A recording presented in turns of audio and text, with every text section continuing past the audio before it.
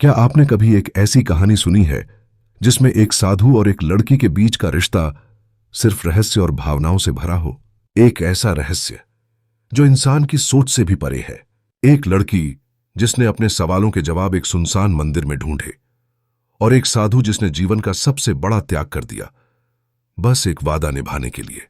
यह कहानी है रूह को झकझोर देने वाली, दिल को छू लेने वाली और आपको सोचने पर मजबूर कर देने वाली। कहानी शुरू होती है उत्तराखंड के एक छोटे से गांव नारायणपुर से। पहाड़ों से घिरा, शांति में डूबा और प्राकृतिक सौंदर्य से भरपूर यह गांव बाहर से तो एक स्वर्ग लगता था, लेकिन इसके बीच छुपा था एक ऐसा मंदिर जहां कोई जाने की हिम्मत नहीं करता था। कहते हैं उस मंदिर में एक साधु वर्षों से तपस्या में लीन था और जो भी उसे देखता वो बदल जाता। गांव की एक लड़की थी अन्वी, उम्र सिर्फ 19 साल। पढ़ाई के लिए शहर गई थी, लेकिन गर्मी की छुट्टियों में वापस अपने गांव आई थी। अन्वी बचपन से ही जिज्ञासु थी। हर रहस्य को सुलझाने की चाह उसमें कूट कूट कर भरी थी। जब उसने गांव के बुजुर्गों से उस मंदिर और साधु की बातें सुनी तो उसका मन बेचैन हो गया। अगर वो साधु इतना रहस्यमयी है तो कोई उससे सवाल क्यों नहीं करता? अन्वी ने अपनी दादी से पूछा। दादी ने कांपती आवाज में कहा, बेटा, कुछ सवाल पूछने नहीं होते, क्योंकि उनके जवाब बहुत भारी होते हैं। लेकिन अन्वी रुकने वालों में नहीं थी। अगली सुबह बिना किसी को बताए वो मंदिर की ओर चल पड़ी। वो जंगलों से होते हुए मंदिर के सामने जा पहुंची। मंदिर पुराना था, उसकी दीवारों पर बेलें लिपटी हुई थीं और एक अजीब सी खामोशी चारों तरफ पसरी थी। अन्वी ने धीरे से मंदिर का दरवाजा खोला। भीतर एक दीपक जल रहा था और एक कोने में बैठे थे वो साधु, शांत, स्थिर, मानो वक्त ने उन्हें छूना छोड़ दिया हो। अन्वी ने कांपती आवाज में कहा, बाबा, आपसे कुछ पूछना चाहती हूं। साधु ने अपनी आंखें खोली। वो आंखें जैसे किसी गहरे समुद्र की तरह शांत, लेकिन अंदर कहीं तूफान छुपा हो। उन्होंने कहा, जो पूछोगी उसका उत्तर तुझे मिलेगा, पर क्या तू उत्तर सह पाएगी? अन्वी ने सिर हिलाया, फिर सवाल किया, आप यहां इतने वर्षों से अकेले क्यों हैं? क्या आपने किसी से प्यार किया था? वो चुप रहे और फिर बोले, प्यार एक अग्नि है बेटी। जो उसे समझता है वो जलता नहीं, तपता है, और जिसने उसे खोया है वो राख हो जाता है। अन्वी स्तब्ध थी। साधु की आंखें अब उस दौर की ओर मुड़ चुकी थीं जिसे उन्होंने कभी किसी को नहीं बताया था।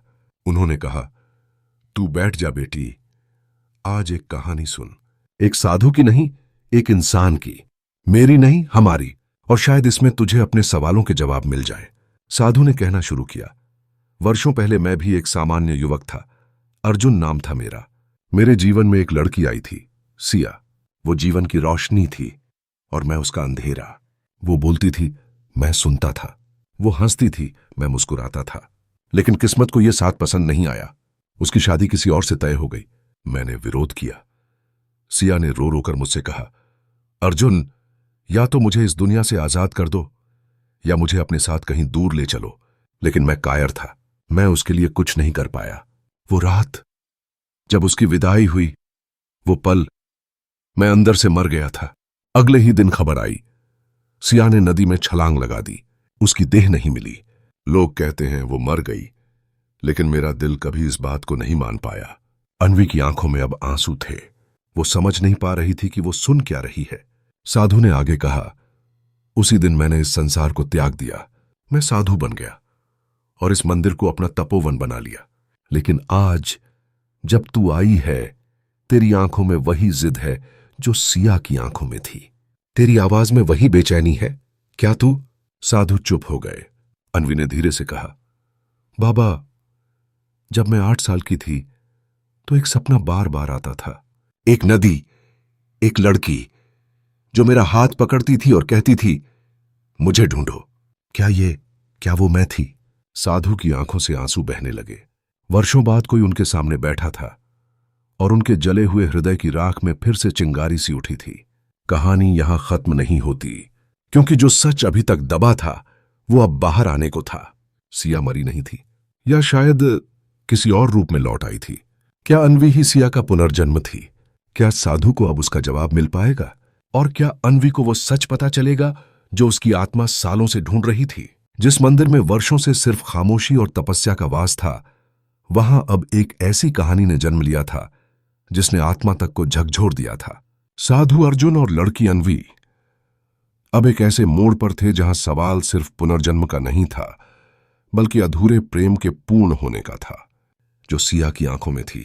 साधु अब भी अन्वी को देख रहे थे, जैसे उनकी आत्मा कुछ पहचानने की कोशिश कर रही हो।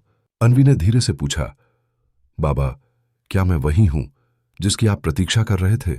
साधु ने चुपचाप सिर झुका लिया, फिर बोले, बेटी, मैंने जीवन में एक ही वादा किया था सिया से कि अगर अगले जन्म में वो लौटे तो मैं उसका हर दर्द, हर सवाल, हर अधूरी बात पूरी करूंगा। अब तू यहां है तो या तो ये महज एक संयोग है या फिर विधि का संकेत। अन्वी अब उलझन में थी। उसका मन कहता, यह सब कल्पना है, लेकिन दिल हर शब्द को सच मान रहा था। वो बोली, मुझे एक सपना आता था बचपन से, एक मंदिर, एक नदी और एक आवाज जो कहती, मुझे ढूंढो। कभी समझ नहीं आया कि यह कौन है। अब सब जोड़ने पर लग रहा है, जैसे कोई अनकहा रिश्ता है। साधु ने अपनी जटाओं को पीछे किया, गहरी सांस ली और बोले, कभी कभी आत्माएं वादा निभाने के लिए वापस आती हैं। मैं तपस्वी बन गया, पर मन कभी वैराग्य नहीं ले पाया। हर रोज इस मंदिर में एक दीपक जलाता हूं, यह सोचकर कि शायद वो लौटे किसी भी रूप में, और आज तू आई है। अन्वी ने आंखें बंद की। उसके दिल में एक हलचल उठी। उसे याद आया, कुछ महीने पहले जब वो शहर में थी तो एक दिन अचानक नदी में कूदने का ख्याल आया था, बिना किसी वजह के। वो सोचती रही, क्यों? शायद ये पिछले जन्म की छाया थी, अधूरी कहानी की कसक। उसने कहा, बाबा, अगर मैं वही आत्मा हूं जो अधूरी रह गई, तो क्या अब उसे पूर्ण किया जा सकता है? साधु की आंखें भर आईं। बोले, पुनर्जन्म में प्रेम अधूरा नहीं रहता बेटी, वो तब तक लौटता है जब तक पूरा न हो जाए। पर इस बार मुझे तुझे बांधना नहीं, तुझे मुक्त करना है। तुझे वो सब देना है जो मैं सिया को नहीं दे पाया, स्वतंत्रता, सम्मान और अपने निर्णय का अधिकार। अन्वी अवाक थी। उसने पूछा, पर मैं जानना चाहती हूं कि उस रात क्या हुआ था, जिस रात सिया नदी में कूदी थी। साधु ने कहा, सिया को जब उसकी शादी तय हुई तो उसने मुझसे भाग चलने की बात की, पर मैं डर गया। मैंने उसे एक झूठा दिलासा दिया, सब ठीक होगा, और उसी रात वो नदी में गई। लोग कहते हैं वो मर गई, पर मेरा मन कभी नहीं माना। एक पुजारी ने कहा था, उसकी आत्मा नदी ने नहीं ली, बल्कि किसी और रूप में उसे बचा लिया गया। शायद तब से ही उसका पुनर्जन्म शुरू हो गया था। अन्वी अब कांप रही थी, उसकी सांसें तेज थीं।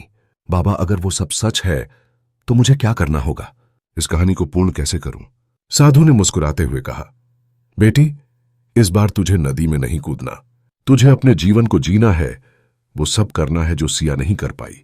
ये प्रेम तुझे बांधे नहीं, तुझे उड़ने दे।